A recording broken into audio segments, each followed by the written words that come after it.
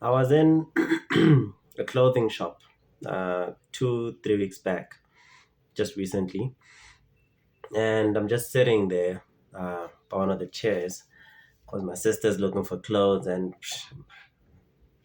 I'm just gonna sit while she does that. Now, one of the shop attendants, people who work in that shop, is chatting me up. We're talking, we're having a conversation, and then there's this elderly-ish couple looking for something. I guess shoes. It was. Now, this lady, because she works there, she decides to ask them, if she could help. And she asked them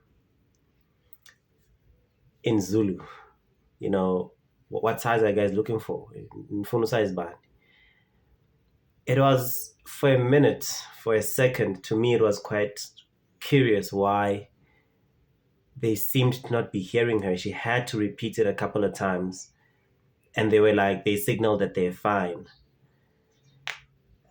She assumed they're fine because I mean they did say that as well. But I then realized that, oh flip, these people do not understand the language. They just, it seemed for me that they're not South African. I'm a South African. That lady is a South African. We're in South Africa.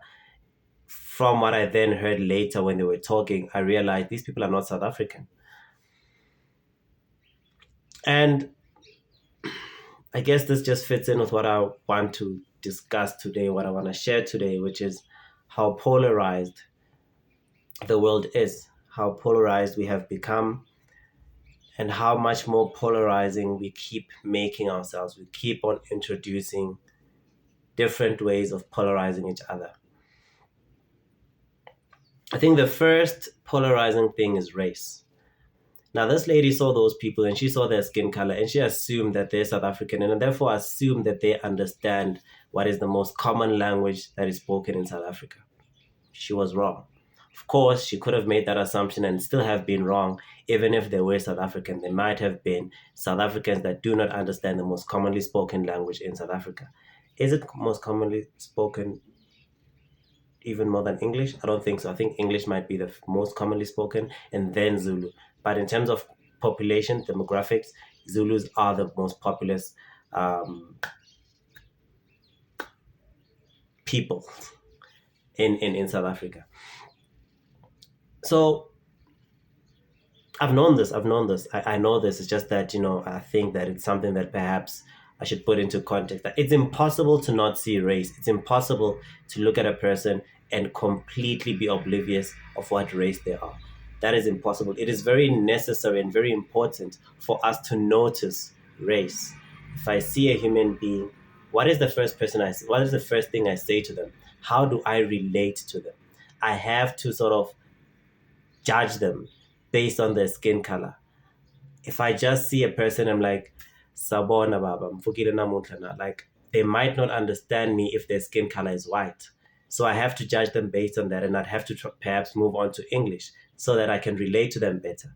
I understand that the likelihood of this person with white skin understanding what I'm saying, if I speak it in a language of Black people, is very low. So I might want to choose a language that is more likely to be understood by that person. I cannot just get to an Asian person and start speaking in Afrikaans. Goeiemôre mevrou, hoe gaan dit vandag? She's probably just gonna look at me like, you say what?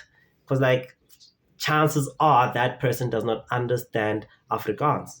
So it is important for us to see race. It is important for us to judge race, not necessarily to be prejudiced against people, not necessarily to be stereotypical and to segregate people, to, the word is escaping me, but to treat them in an adverse manner, but necessarily to relate to them better, to treat them in a more fair manner. For me to get to a Chinese, Indian, Japanese, Indonesian person and try to speak to them in Sepedi would be just foul.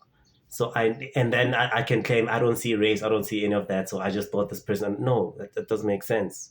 Don't treat them badly because of their race, but treat them accordingly. Understand that they're most likely not going to understand that language you're speaking. And that's just a thing that came to me, that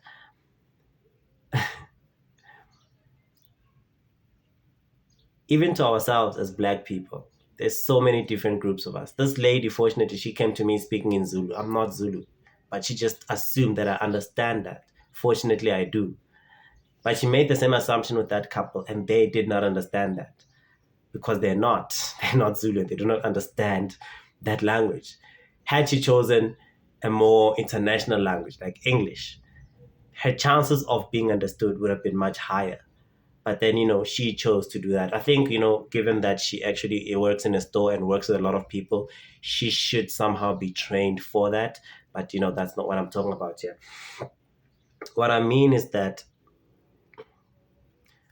we are polarized when it comes to race. People, it's impossible to not see race. It's impossible to just look at a person and just see a person and not see what race they are. But it is not something that we should be using to divide people, which is something that we have done over years. There's been people who have been enslaved, people who have been murdered, people who have been segregated on the basis of their skin color. And this is an atrocity. This is just so bad, something so bad that we have done as a human race. Another point of polarization is religion. Being human beings who have just existed in different parts geographically on this planet, we had to somehow figure out our purpose, figure out where we come from, who are we, where are we going, who created us, what is this all about? And in so doing, religions were born in different spaces, in different areas in the world. Some were religion, some were spiritual connections, but all of them an attempt to understand our existence. However, that too has been used to segregate people. Oh, you're a Christian. Oh, you're a Jew. Oh, you're an you're Islam. Is that how they say that? All these things have been used for us to polarize each other. And we therefore forget the connection that we have as human beings, because all we see, we have now built a curtain, built a wall between us based on these beliefs, based on these religions. A religion for which, by the way, I may not have a choice. I grew up in a family that practices a certain religious belief, and I'm bred to believe that this is the way, the truth, and the light, and this is all I know. But then I moved to somewhere else. I traveled to another part of the planet that was built by what I believe to be my God or my deity. And I get there, and I'm segregated for that belief. And I'm like, but my God built this. Why am I now being segregated? Why am I now being treated badly? Why am I now being murdered for being in this part of the world that has been built by my deity? And in addition to that, you're a Black Christian. We segregate you for that. You're a white Jew. We segregate you for that. And we fail to see our individual connections, our individual attributes. Because what we're looking at is a blanket statement in which to encompass people, in which to place people, that you're Black, you fall into that cube. You're this color, you fall into that cube. You're Caucasian, you fall into that cube. Okay, but then you're also a Christian, you fall into that cube. Oh, you believe in this, you fall into that cube. Oh, you have a green badge on your chest, you fall into this cube. Whereas we seem to forget you're a human being. Now, going back historically, these places we've grown up in, we've now come to understand that, okay, science, well, not just science, but nature has mutations. Mutations take place as cells reproduce, so as to for things to grow, nature to grow, but also for future generations to form. Cells reproduce, and as they do that, every now and then mutations are formed. Now, mutations have formed, and they can be positive and they can be negative. Some mutations help you be disguised better in the jungle, and therefore you can hunt better, you can catch your prey much better, have a higher success of getting fed. And then you are able to survive and therefore transfer your genes to future generations. Some mutations make you stand out. There's leopards. Leopards are very well camouflaged in the woods, in the jungle. But some mutations make a leopard come out to be black, because a leopard is normally brown with spots. But there are some leopards that are born black. We call them the black leopards or black panthers. They just stand out in the jungle because, like, oh, there's grass. Oh, then there's a black thing. What is that? And then, the prey runs away. So your chances of surviving as a black panther are much lower than the chances of surviving, as a normal panther.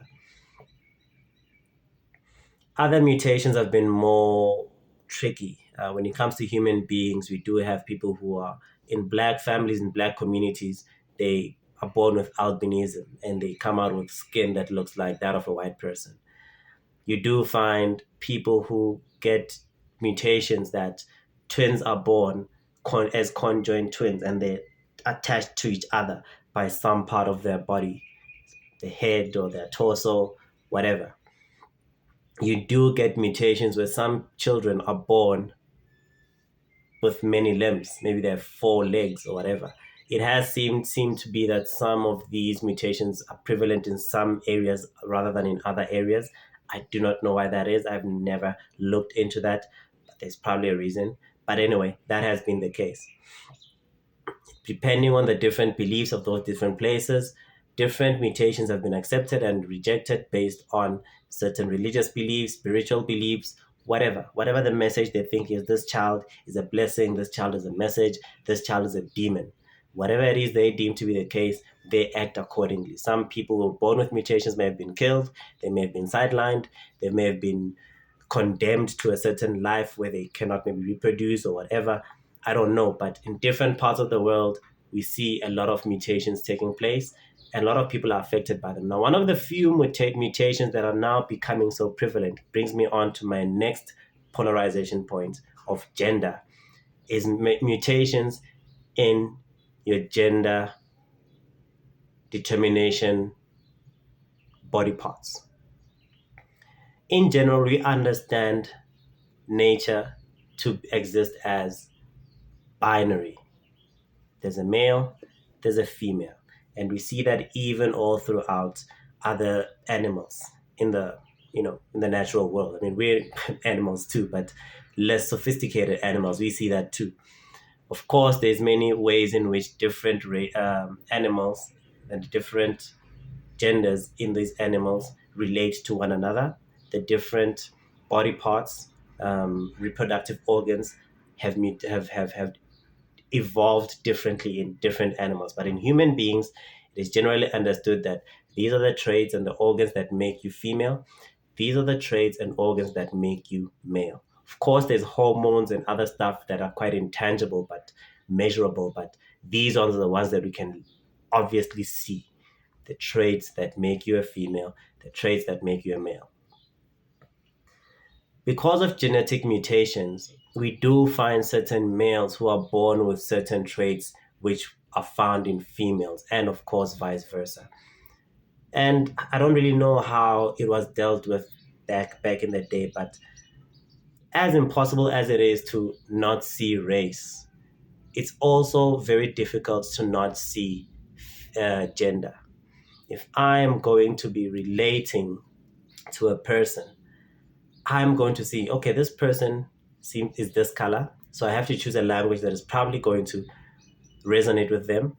This person is this gender, so I need to choose language that relates to that as well, that works with these two polarization points. If I see that lady who was there at this clothing shop, I'm most likely not going to get there and say, she's a black lady, she doesn't look very old. I'm probably going to come there and say, Sawubona sis kunjani? If I don't say, hi ma'am, how are you doing? But it's very unlikely for me to say, Etas Kipanda, because that is a language that I would choose if I see a black person, a black man, I mean to say. If I see a black male person, that's what I'm going to say. If I see an Asian lady of the same age, but she was Asian, I'll probably relate to her differently. If it was an Asian male, I would have related to that person differently. I needed that for me to know how to relate to that person. It becomes very tricky now in this day and age when one can decide to completely ignore the natural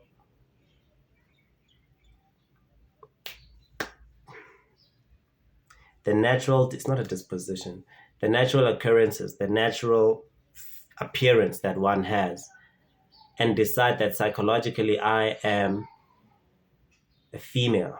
Even when, I'm me, I'm deciding I'm a female, or I'm deciding I'm something else. And that has brought rise to what we now refer to as the LGBTQ plus community. It gets very confusing. A lot of people becomes really confusing. Like, okay, maybe they understood the L, maybe the G, and now there's a whole lot of other things. There's even a mathematical symbol there. There's a plus. It really gets confusing for a lot of people. But these are then now points that have now become points of polarization, points of segregation. Imagine you're in a white community and you get into a white church and you're a Christian, and it's a Christian church. And you're there, you're a Jew, you're black, and you're homosexual. You are just on complete opposite polar points from those people in many different factions. Like, you don't look like one of us. You don't believe what we believe. And you're now choosing to not even be seen in terms of what we see as your gender. You decide to be seen as something else. And maybe the word decide is not right here, but that's an argument for another day. This is just me saying there's so many points of polarization that exist in the world. Another point of polarization, which then sort of brings me back to the clothing shop incident, is nationality. Had that lady realized that these people are not South African, she most likely would not have related to them. My legs hurt. Related to them in a South African language. She probably would have gone international and probably spoken to them in English. And these are where these things become important. When I'm talking to you as a homosexual, the words that I use, the way that I talk, not just about you or just about things in general, but about other people as well, maybe even about other homosexuals, has to be considerate of your feelings. And I have to consider how you relate to the world. Of course, you then also have to consider how I relate to the world. And we have to try and find some middle ground there. But I cannot act as if it doesn't exist. I cannot and should not act as if I do not see that. And I cannot ignore your dispositions. I have to understand them. Unfortunately, I have to understand them. If I'm seeing you and you're not a South African and you're whatever color you are, I have to understand that, okay, there's a lot about this person that I don't understand. There's a lot about me that they don't understand. Can we try and find some civil middle ground here?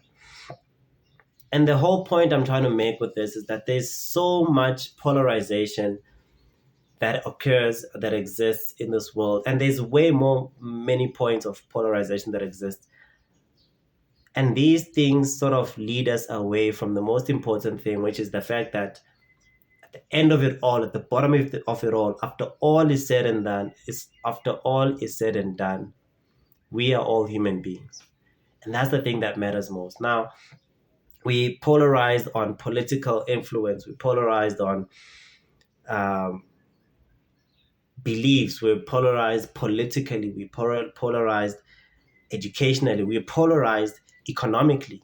You are walking on the street. I'm not even going to take any cognizance of you. If I'm sitting here in the cocoon of my luxurious air-conditioned SUV, we're polarized in size. If someone is tall, someone is short, someone is fat, someone is thin, someone is whatever. There is a lot of polarization that it takes place here. The beliefs that you have, you believe in the COVID pandemic, you believe in vaccinations, you believe in certain conspiracy theories. These are all things that polarize us. These are all things that separate us. These are all things that segregate us. And the painful thing about them all is that we segregate on those bases and we forget to come back to our humanity. We forget to come back to the basis of it all. That look, As much as you fall there and I fall there and this other person falls there, at the end of everything, after all is said and done, after why do I keep saying that? What the heck is that? Where does it come from? After all is said and done, we are all human beings. And that's the thing that I think we need to focus on the most. And if you are a person who is hoping for world peace, you just won the beauty pageant, and they're asking you, what do you wish for? Like, I wish for world peace. If we are going to get anywhere closer to achieving world peace, we need to close up the distances that exist between these polar points. We are supposed to focus less on these points of polarization and focus more on the things that bring us together. You have a heart. Oh, me too. Wow, who would have known? Your blood is red? My gosh, I did not know that. I have two eyes, just like you. I mean, yours have a different color, of course, but they work essentially the same way. We got lungs, we speak, we have larynxes through which we speak, we have ears through which what is spoken is heard. We have minds that help us think of sophisticated and intricate details that help us build the world that we have built thus far. Of course, there's a lot of destruction that these have created. A lot of people have been murdered, killed, isolated, based on any of these polarization factions. A lot of people to this day are still being killed based on religious beliefs, geographical beliefs, spiritual beliefs, tribal beliefs. All these things really come secondary, tertiary, whatever, to the main point, which is that we're human beings. And until we actually understand that, for us to just relate with each other and have a decent conversation, it becomes so difficult just to have a conversation. I've had to have conversations with female Indian people who are older than me, and we're chilling there, and she feels sort of scared to sort of get into certain things because she feels like she's gonna be offending me. I feel scared of talking certain things because I feel like I might be offending her. But once the ice was broken, we realized that look, we're different. We come from different times. We come from different places, but we're human, and these things connect us more than those things that disconnect us. Sure, you're female. Sure, you're Indian, and I'm opposite of that. I'm male. I'm black. I'm Changan. But like the things that we care about, the things that make us human are the same. And those are the things that I think we need to focus on instead of focusing on the polarization point. So in closing, because geez, I've been talking for a long time, we need to stop, understand the polarization points. I think it is very important that we understand them. Again, it's impossible not to see race. It's impossible not to see your age. Okay, for some people it is impossible. Like, what the heck is Pharrell? What's happening with Pharrell? Like, he doesn't age. Jeez, it's impossible to not see gender. It's impossible. It's very confusing to not see and to ignore these things. Is quite impossible. So let us acknowledge that they exist. Let us not try to ignore them, act as if they don't exist. Let us understand that they do exist, but let us understand that, look, I'm going to say stuff that maybe might be offensive to you, but I'm not trying to be offensive. I'm just trying to make a point. Like, this is something that I don't understand. Please explain it to me. This is something that I found to be troublesome. Please explain it to me. Please help me understand. This is something that I feel like you guys don't understand. Can I please explain this to you so that you guys understand it? So that we can now work together with the things that bring us together and trying to build a better economy, trying to build a better country, try to build a better human race. I thank you so much for tuning in. Have a great day.